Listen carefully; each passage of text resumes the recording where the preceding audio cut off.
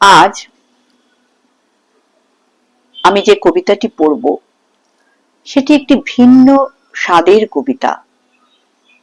কবি অনির্বাণ ঘোষের লেখা কবিতা মুছে যাক গ্লানি। গতানুগতিকতা থেকে বেরিয়ে এসে একটু অন্যরকম মন ছুঁয়ে যাওয়া কবিতা। খুব ভালো লাগলো, তাই পড়বার লোভ সামলাতে পারলাম না। মুছে যাক গ্লানি।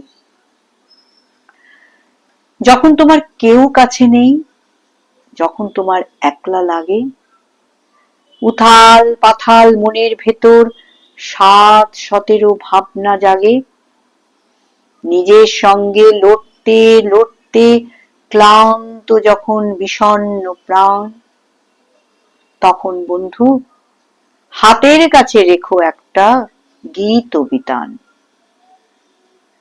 যেই না তুমি ২-৪ কলি গেয়ে উঠবে আপন মনে, দেখবে জ্বলে উঠবে প্রদীপ বুকের মধ্যে সঙ্গোপনে। স্নিগ্ধ আলোর ঝর্ণা ধারায় ধুইয়ে দেবে তাঁর কবিতা। বন্ধু কেবল হাতের কাছে রেখো একটা সঞ্চয়িতা। ভাবছো কেন ফুরিয়ে গেছো, থাকছো কেন বদ্ধ ঘরে, ফুটবে গো ফুল, ফুটবে তোমার সকল কাঁটা ধন্য করে।